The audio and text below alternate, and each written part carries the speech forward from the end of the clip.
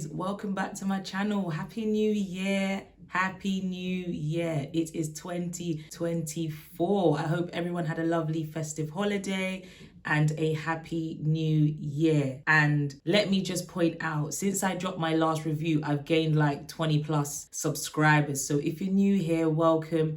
Thank you for subscribing. Thank you for liking my videos. Thank you for watching. I'm always super grateful for you guys just here supporting my page, supporting RiStyle's review.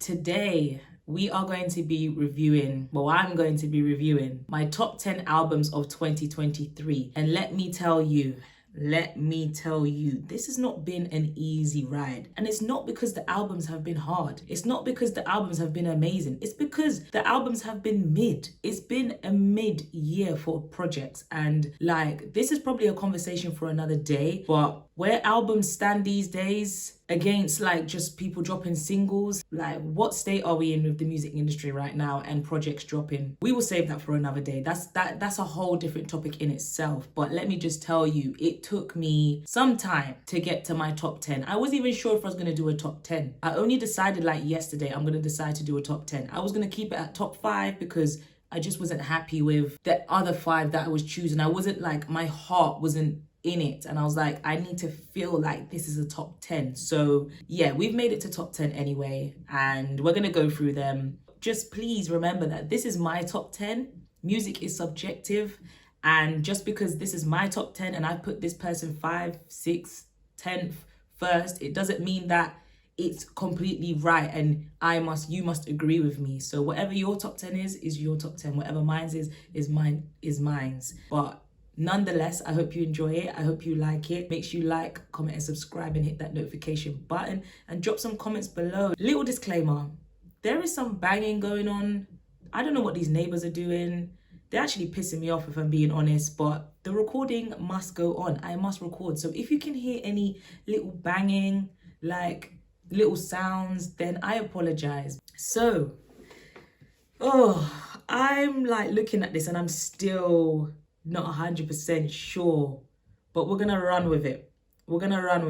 So at number 10, I have this person at number 10 because one, it's not a full album that dropped. Well, I'm not putting the full album that dropped as top 10. I'm putting the deluxe that dropped in this position. So it's only like 6 tracks. And I thought it wouldn't be fair to put it any higher than actual albums that I've got on the list. So at number 10, coming in at number 10, we have Drake. Yeah, with For All the Dogs Scary Hours edition. But it's just the Scary Hours edition, the extra 6 songs that we got on the project, right? So we had songs like Red Button, Stories About My Brother, The Shoe Fits, Wick Man, Evil Ways, another J. Cole feature, 2 J. Cole features on one project in 1 year, and You Broke My Heart. Now, obviously we had a lot of controversy around For All the Dogs and what kind of album it was, and is it Drake's worst album yet, and etc, etc. He heard the noise, he possibly heard the noise, or he had this in the vault already, and then he dropped the Scary Hours 3, basically what we're calling it. And we have to say it's elite, it's strong. From the 6 songs that he's dropped, every single one is rap, heavy on the rap, heavy on the bars, heavy on the substance, heavy on the vibe. Like, Drake showed up and he said, you know what, guys, like, you think I still can't rap? Do you think I still don't have this in my bag? I'm about to show you. And he showed us with every single song that he dropped on that Scary Hours edition. And yeah, I must say, like, when I listened to each song, I was like, this is the Drake I want to hear. Like, why does he keep trolling us? Why does he just, maybe he's just being experimentative and he's just trying, is that a word? Anyway, maybe he's just exploring and trying different things, or trying to keep up with the Joneses, trying to keep up with the young vibe, whatever. I don't know what Drake is doing over there, but Scary Hours 3 hits home, and Drake shows us that he still got it with these 6 tracks that he dropped. We don't know. This is rumors. We're not sure if he recorded this because of the noise and because of how many people were saying that they didn't enjoy For All the Dogs. But he either had these songs in a vault or he's recorded these songs and then dropped them. It doesn't matter which one it was. My thing is, Drake can do this. Drake can be that guy that we all want. Drake can be that storyteller. He can be the one that keeps his foot on the people them's necks if he wants to. He's given us 6 tracks with all hip-hop influences, hip-hop beats, mellow-tone, laid-back, chilled beats where the beats allow him as an artist and a rapper to do what he's doing, to say what he's saying. And with this second part, deluxe part of the album, Drake had a lot to say, and that's what I feel like the theme was around Scary Hours Edition 3. We got some nice hip-hop beats, we got a few little samples in there, we got an Alchemist beat and Drake on an Alchemist beat, and he's just talking that talk. I love this Drake. I'm sure we all love this Drake. This is the Drake that we want. So my question is, why does Drake do what he does? Is it because he wants to be in all pockets? Is it because he feels like he wants to stay relevant? Is it because he just wants to try things? Is Drake allowed to have fun and us not, get onto him about the type of music that he's creating? Is he allowed to chill and sit back?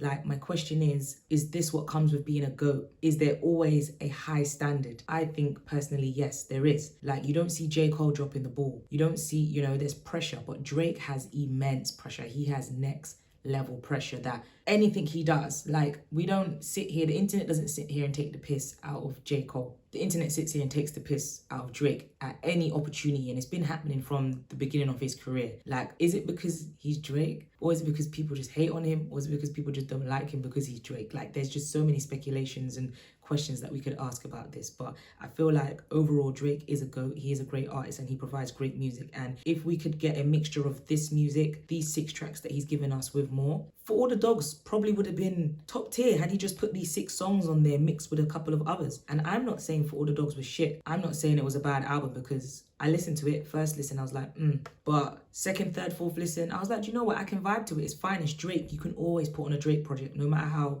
shit you think it is. Drake is always going to be in someone's playlist unless you're a real hard hater. But everyone's got a Drake song in their playlist. I feel like sometimes people try really hard to hate Drake, and it's like, just leave the man alone. I really enjoyed the mellow-tone of this, and I really enjoyed the fact that only until we got to You Broke My Heart is when it started to go up a bit. Like, the beats started to be a bit more like, let's get lit kind of thing. But yeah, strong 6 songs, top tier. Every single song is a banger, and I really enjoyed it. And I'm glad that pressure was applied for him to drop this, because these are songs that could have stayed in a vault. And it's like, you want to release songs like, I don't know, whatever shit songs on For the Dogs, but then you want to keep these songs in the vault and not release them. Or was it always going to be released? We'll never know, but I'm going to assume that these were in the vault and they maybe would not have got released just yet. Coming in at number 9, we have Tyler, the Creator, Call Me If You Get Lost, The Estate Sale. Tyler, the Creator dropped Call Me If You Get Lost in 2021. Then he dropped the deluxe in 2023, and he gave us about 8 songs, if I'm correct. And yeah, I'm a big Tyler, the Creator fan. I'm always here for Tyler, the Creator.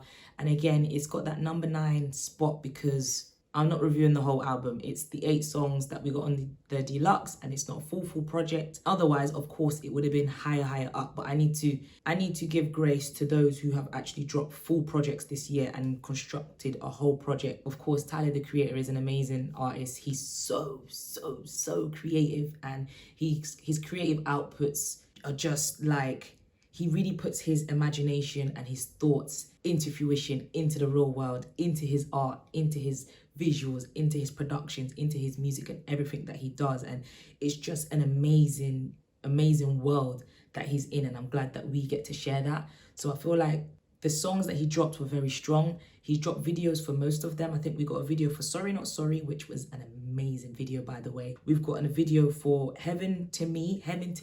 Oh, I reviewed that, so I will link it here so you can watch it. That song pulls on my heartstring, but like a lot of songs that Tyler, the Creator, does, pulls on heartstrings. It hits your soul. It makes you feel happy. It makes you feel just excited and just like you're walking on clouds. I think we got a video for Wolf Talk as well. So we got videos for like 4 songs out of the 8 that's dropped, if I'm correct. I feel like his productions are always A1, his videos are always amazing, and I'm glad that he gives us so much visuals with the songs that he creates, and he gives us that perspective, that view that we want to see. Like, he lets us know what this song sounds like and what the visuals look like with this song. So he really paints a picture. You know, his visuals are always bright and vibrant. I feel like the songs that he provides us with, like Dogtooth, oh, she can rub my face, I don't want nothing in return. She can rub my face, I don't want nothing in return. Her body counting who she fucking, never my concern. I'm trying to buy my neighbor house. His musical production, his musical knowledge, we always know Tyler, the Creator, always pays homage to those who influenced him. And what we get as a man, as an artist today, I think is just out of this world. I don't even have the words to describe like Tyler, the Creator, because when I watch his interviews, he's literally like, guys, I just do what I enjoy. I just do what I love. And that's all I do. And he explains himself in such a simplistic way that, like, he is almost as if he's got imposter syndrome, because the way I look at Tyler, the Creator, I'm like, your mind, your creative output is crazy. Like, what do you mean you just do what you love? But he simply does that. He likes trunks, so he incorporates trunks into his things. He creates trunks. He likes wearing cashmere sweaters. He likes wearing this. He likes hats. He likes badges and different things. And he puts everything in his music, everything. And then he talks about his Pharrell Williams influence, the nerd influence. He talks about so many artists, 80s, 90s music that's influenced his style of production and music. And you hear it in all of his songs. So Tyler, the Creator, for me, favorite artist, and I look forward to seeing more music from him. Number 8, and can I just say again, I found it very, very hard to do a top 10. My number 8 now, this one came in last minute, and I decided to put this person here because I feel like it's a good album. It's got replay value for me. I will go back to it, and that's one important thing for me. These albums need to have some replay value. We're losing replay value on these albums, and it's not looking good for albums right now. But again, that's a conversation for another day. But in at number 8, let me stop waffling. In at number 8, we've got M. Huncho, My Neighbours Don't Know. And if you don't know, M. Huncho is a UK artist from Northwest London. And he does that melodic style rap that with the auto-tune and all of that. But he is so goated with it. He's so cold with it. He's a whole vibe with it. I feel like when he dropped My Neighbours Don't Know, I enjoyed listening to it. It was a very enjoyable listening experience for me, top to bottom. It's got 19 songs overall. For me, that might be a bit too much, but again, we've got some filler tracks in there, but they're placed perfectly, I feel like. So the intro is nice, Where You Been, and then Gabos is nice but vibesy, like, and then we go in a couple other songs I might not like, and then we get a few other songs in there that, you know, comes in and it's like, oh, this piques my interest. Then it might, you know, it's a bit of a, but it's still a vibe because his style of rap, like M. Huncho's got this on smash. When I first discovered him, I realized, but it's reminded me again this year how good M. Huncho is at this. He's one of the best, I feel like. And that style, even though a lot of people do it, you can differentiate M. Huncho from the rest. This album came with quite a few features, like we saw Nines pop up, we saw K-Trap pop up, we saw Naf Smalls pop up as always, and D-Block Europe pop up. It was a nice balance, and he even put a bonus track on there, his HS2. Don't know if it's a freestyle or a track, but I know this song's been out for quite a long time, and people I'd spoken to were really happy to see that on there because it's a dope track and I think it's only on YouTube. Some of my favorite songs on here were songs like Where You Been was my favorite, but Addiction, oh, his melodic style of rap is so catchy. He's just all around good vibes, and his projects don't disappoint for me. So M. Huncho at number 8 for me. In at number 7, I have Killer Mike, and his album is titled Michael, 14 songs long. This one was a late entry. I'm not gonna lie, a late entry. I heard a lot of noise about it, a lot of people saying how good this album is, and I still wasn't even sure if I was gonna put it in because, like I said, I was only gonna do a top 5 and call it a day. But I feel like this album, although I haven't spent enough time with it, I understand and I see the quality of production and the style of project that it is and what he's done with this. And some of the songs on there, oh my God, like strong. I need to spend more time with it, like I said, but I'm here for it, and it's definitely got replay value. But I still feel like when I was 2014, 2013, 2015, 16, when I was really in my conscious deep rap bag, like that, this album would have hit for me more. I'm not really in that space as much anymore. I still love my real rap. I still love my rap where they're really talking some deep stuff, and on here he's talking some deep stuff. He's talking about his mum not being here, he's talking about abortion, he's talking about certain areas where he grew up. Like, he's really hitting the nail on the head with some real life issues and his real life story. Featureless, we've got CeeLo Green on the intro, and CeeLo Green's vocals on that intro, he smashed it. He absolutely smashed it. Beautiful, beautiful vocals. Like, it was very loud, and Mike was like, I'm here. This is the intro. We're here. This is what I'm going to show you what this album's about. Like, we've got Young Thug. We've got Black. We've got Jagged Edge. I only saw that the other day. I realized we've got Jagged Edge. Jagged Edge, guys. Come on. They're one of my favorite R&B groups. Andre 3000, Future. When I heard this single, I was just like, there's no way in hell we've got Andre 3000 on a track. We've got Future on a track together. Like, Scientists and Engineers is probably my favorite track on this. No, there's another song. Oh my God, there's another song on there. We've got Ty Dolla $ign as well. Who else we got on here? We got Blast, Currency. And guys, Currency on this song, yeah, crazy.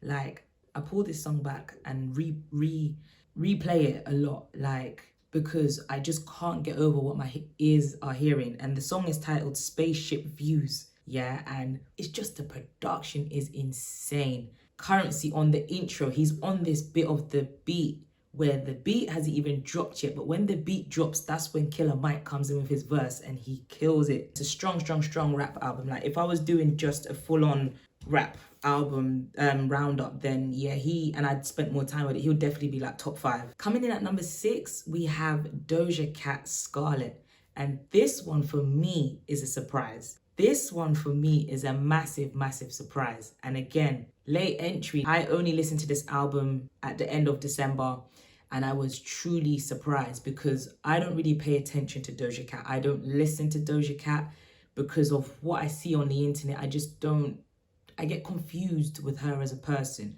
But of course, you've got to separate the person from the art, and I don't really know her or look into her enough. But when I listened to this album, I realized how talented she is. But again, I've always seen comments and I've seen what people have said, and I've always known that she is talented. She can rap, she can dance, she can sing. Like, she's a real talented woman. But sometimes the noise and what goes on online and things that she does might overcrowd and overtake her talent for some people, not all of us, because I know there are diehard Doja Cat fans out there. But this album really introduced me to Doja Cat as an artist and how amazing she is, like more than I knew. And then hearing some of the songs on here, I started realizing how many of these songs are on TikTok trending and doing its thing. So I was like, do you know what? This is a strong album. And she was in my top 5 at first, but then I just moved it around for various reasons. But there was no way I could have done a top 10 without having Scarlet in there. There are some songs I've had on repeat and on replay and that have taken my breath away and surprised me so much. Like songs like 97 and Can't Wait. That's probably got to be my favorite song that I've replayed the most off that album. Can't Wait. Doja Cat, guys, she's number 6 as well, which she probably should be number 5 because no features. She should be number 5, really and truly. She was at number 5 yesterday and I changed it this morning. When she's doing her melodies on some of these songs, yeah, you would think that there's a feature. You would think that someone else singing like that. No, it's Doja Cat. Yeah, she just took my breath away with a lot of these songs. Some of the songs on there are fillers, and I watched her interview with Ebro on Apple Music, and she confirmed that, yes, she has some fillers in there. There's fillers, which is fine. It's an album. It's expected. The vibe on this album is good. It's great, and there's some dope songs on there. Like, you know, obviously Paint the Town Red's been going crazy. I like FTG as well, and I like her analogies as well and her concepts. And when you really watch her interviews and she explains what her songs are about, then you get more of a perspective. And I really like her don't give a F attitude. I like that she loves her fans, of course. They make her bread. But she's just like, I don't care what you have to say about me. Like, and then she trolls as well. And I enjoy that. Like, you just never know whether she's being serious or whether she's trolling. But Scarlett, 17 tracks long, and Doja Cat really flexes her skills and her rapping abilities, her rhyming abilities. Like, she can rap. Like, the girl can rap. Like, yo, like, pleasantly surprised by this project. Coming in at number 5, I'm going to say Brent Faiyaz, Larger Than Life. Yeah. I was in a toss-up, as you can see, between him and Doja Cat being number 5, number 6. But I'm going to keep Doja Cat at number 6. They're going to just alternate between each other because I don't know. I don't even know what I'm doing right now. I enjoyed Brent Faiyaz's album Larger Than Life, the whole R&B concept, and obviously still keeping R&B alive. And first and foremost, having Timbaland on intro and production, having Missy Elliott on a song, Outside, that song is, you can listen to that song 100 times and not get bored. Well, I can. And that song's always going to uplift me. Having A$AP Rocky on there, A$AP Rocky killed it. This was 15 songs long, and I feel like the replay value, I'm replaying it. I've replayed it. And again, this is what makes my top 5, top 6, whatever it is, as I go up more and more. And of course, there's other factors. But Larger Than Life, I like that Brent Faiyaz dropped Wasteland, and then he's dropped Larger Than Life and hasn't taken a break. Brent Faiyaz mixed his new school style of R&B with old school R&B. Where You At is a dope song. Outside is a phenomenal song. I'm sure it's been killing it in the streets. Like, imagine this came out in the summer. Like, Moments of Your Life. Of course, he puts his skits in there. That was great. And then Tim's intro. And then Last One Left featuring Missy Elliott. I just wish that with Brent Faiyaz, we got more visuals. Not visualizers, but we got more music videos. Ooh, coming in at number 4. We have Nine's Crop Circle 2. Nine's dropped 2 projects last year, either sides of kind of the year-ish. Crop Circle 2 holds that weight for me. Crop Circle 3 follows closely behind, but Crop Circle 2 really did what it needed to do from the intro to outro. And Nines is always generous with the songs, with the features, and with the productions that we get and the style of rap that we get on here. I know some people say it's repetitive and da-da-da-da-da-ra-ra, but no. He really did it with Crop Circle 2, and we didn't just get an album, we got the film with it as well, and we know that's a whole vibe in itself. And I love that we get that film side of it with the album, with some songs as well. And we got Pot of Paper on the features, we got Koji Radical, you know, we've got Clavish, we've got Naf S'mores, of course we got Scraps, we got Wretch 3-2. Like, it's a very full album, and Nines had a lot to say, but I love the versatility in the styles of productions that we've got. We've got some upbeat stuff, we've got some mid stuff,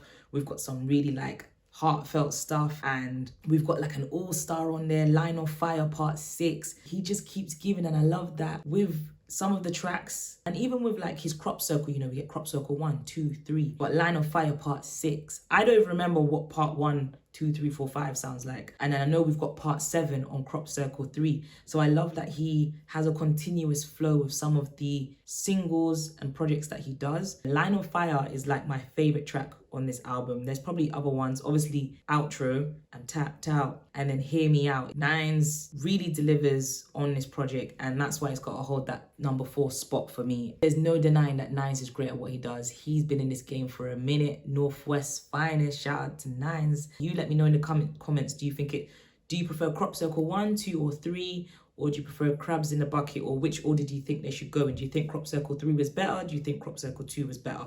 Coming in, we're in our top 3, guys. We're in our top 3. So coming in at number 3, top 3 is my guy, Pot of Paper, Real Back in Style.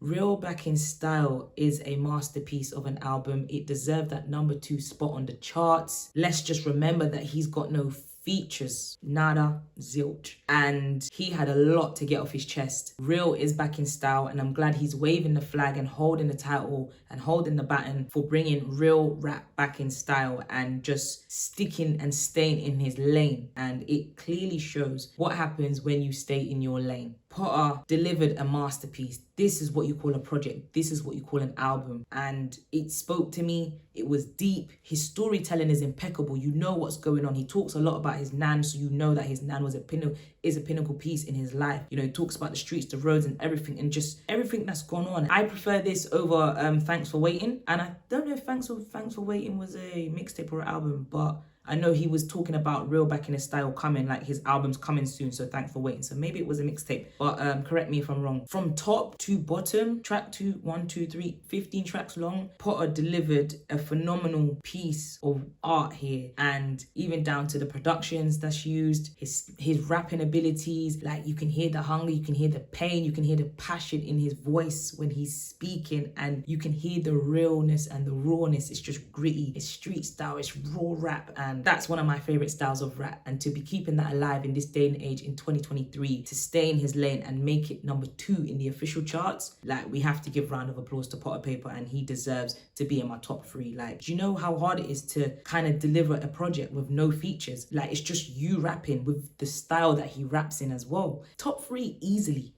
So shout outs to Potter Paper on that. Definitely strong 3, and I don't change my mind on that. He's there. Man said clean hearts always seem to be the poorest people. I heard you. Even now, like, he's come into the new year and dropped a single. He's wasted no time, like, and he's got his label and he's just doing great things, man. So strong replay value, like it's just gonna hit home for the streets and hit home for the peoples. And yeah, this felt like a performance art. It felt like just a strong body of work. It felt like a theatre production. It was just so strong in a project through and through. If you're an artist out there and you're listening, like, pay attention. You can stay in your lane. You don't need to switch and vibe and da-da-da to keep up with the masses. You can stay in your lane, but it's just about having that patience and really believing in your craft. Potter believes in his craft. He's dropped obviously other projects that have that mixture, that have that upbeat, that funness in it, that have maybe a drill, that have people on features. Like, he's given us everything. He's reminded me of J. Cole a little bit with this, because when J. Cole dropped his album without features, everyone was like, whoa, no features? Really? And now people are starting to do it. And to be from the UK and to be able to do that and reach number 2 in the charts with this style of rap that he's doing, with no drill, no melodic rap, no wave rap, no like jumpy TikTok style rap, just real rap, real back in style rap. I don't even have the words to explain. Potter Paper, top tier album, probably the number 1 album for me. If I was just doing UK projects, he would be number 1. So there's 2 left. Coming in at number 2, you know I'm not gonna leave out my guy Larry June. Larry June and The Alchemist, The Great Escape. It's been a phenomenal year for Larry June. Larry June is someone I have on replay constantly. He's one of my favorite, top favorite artists, and his music has strong replay value. Like, I can listen to Larry June all year round. If I had to listen to one artist for the whole year, I can listen to Larry June all year round and never get bored. He's always talking some great talk. He's always talking, making moves. He's always talking about, like, going out to get. He's always just talking real good elevation, high level talks, but in a wavy way. I actually did a review on The Great Escape, and I will link it here. Great album for me. Just how can Larry June and The Alchemist not link up any sooner? And the fact that they said in a documentary they didn't even know if they were gonna gel. What do you mean? How can you two not gel? The style of beats and productions that Alchemist comes with and the style of rap that Larry June comes with, like, it's a match made in heaven. The Great Escape for me, top tier album, and one of my favorites to come out of 2023. I go back to that album a lot, and Alchemist has had a great run as well in 2023. I've really been more in my Alchemist bag this year than I've ever been, and his work rate is insane. Larry June's work rate is insane. I love that Larry June is always gifting his fans new music. He really showed up with some great features on here. We see features from Action Bronson, Big Sean, Palisades. That production, that beat is next level. Like, you can check out my review, mate. Just go and watch my review on The Great Escape. Honestly.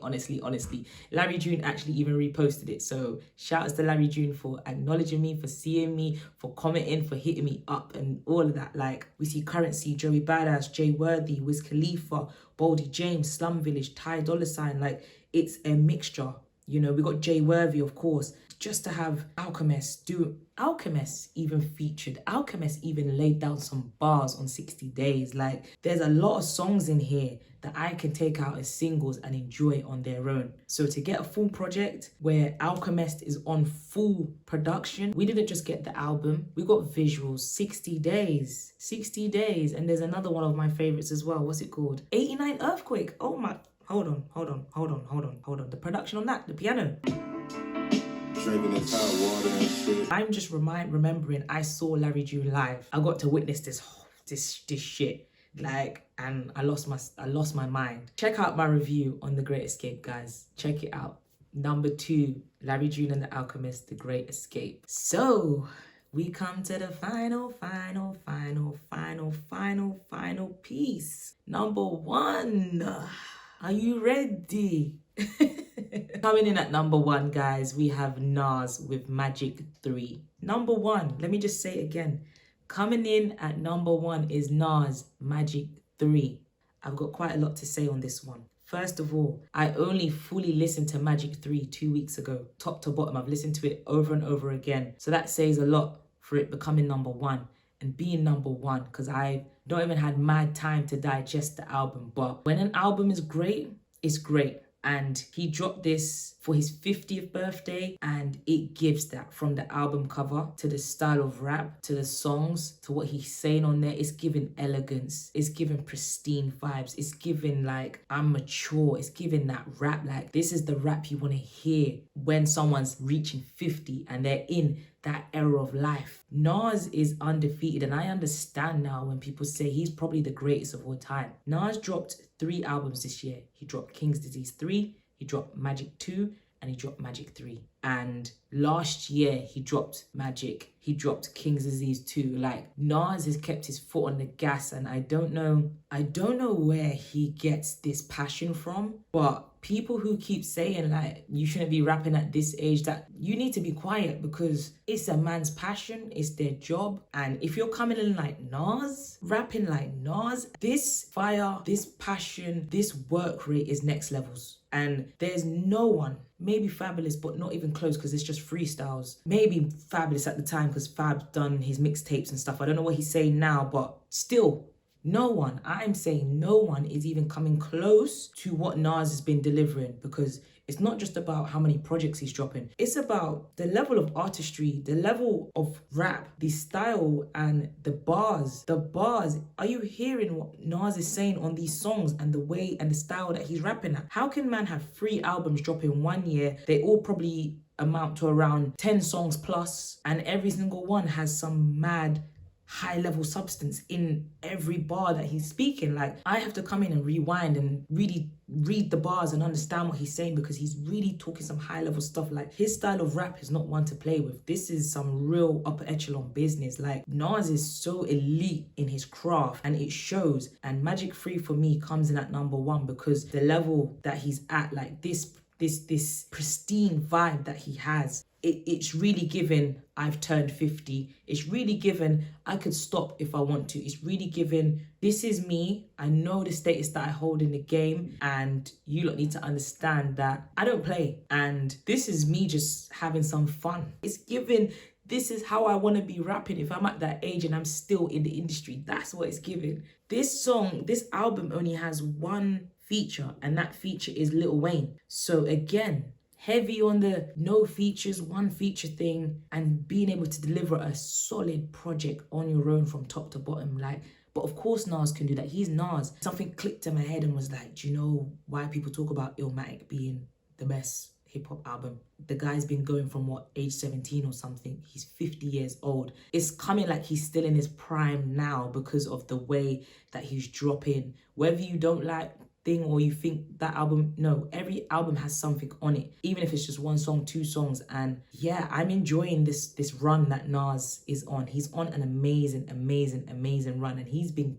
killing it. Hit Boy on production. I know like they've been rocking with each other for the past few years or whatever on projects, and people are saying they want to hear Nas and some other people's productions now and see how he can stretch his range and just have fun with some other productions, which yes, would be great. But Hit Boy on production for some of the productions on here, if not all, absolutely insane. Like, give it up to Hit Boy. Like, he deserves a round of applause as well, because he really complemented Nas's style and Nas complemented his style, and they come together and make a fantastic duo. Nas has dropped like 6-7 albums in the past couple of years. That's wild, and I don't even feel like it's an overkill. He dropped 3 albums this year, and it is what it is. Like, you enjoy which one, take your pick. He's allowed to do it, but that work rate is insane. It's crazy. But let me know in the comments how you feel about like artists doing multiple drops, because this was a conversation that I had with some people on my Instagram. Like, you know, because Nines dropped Crop Circle 2, Crop Circle 3 the same year. As people said that they want more time in between projects dropping. They want to be able to digest that project as opposed to having another one come out and,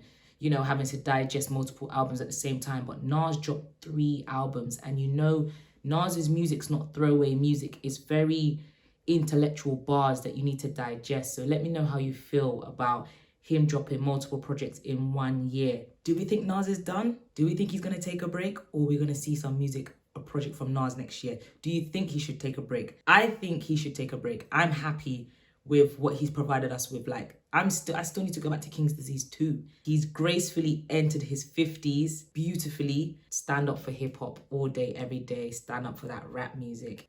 Stand up for artists like Nas, who are in their 50s, 40s, whatever age they are, and has been rapping as long as him. Like, so number one, strong number one, Nas. Magic 3. Let me know in the comments what your top albums are of the year. Let me know what albums you feel like should have been in there. Of course, there's loads of other albums that drop, but this is my top 10, and this is what I felt was true to me. I could have put Cleo Soul, I could have put like Jay Huss, I could have put, you know, all these people in there, but for me and what my ears want to hear and what I'm listening to and what I'm going to go back to, this was my top 10, and I felt like I'm happy with it. Yeah, drop some comments below and let me know what you thought. Let me know what you think. Was this a strong top 10? Or you're not feeling it, you're not vibing with it? Like, let me know. But yeah, if you're still here, thank you for watching. Make sure you like, comment, subscribe. And again, thank you to my new 20+ subscribers. I appreciate you all. I hope you enjoyed this video. This is RiStyle's Review, and we out.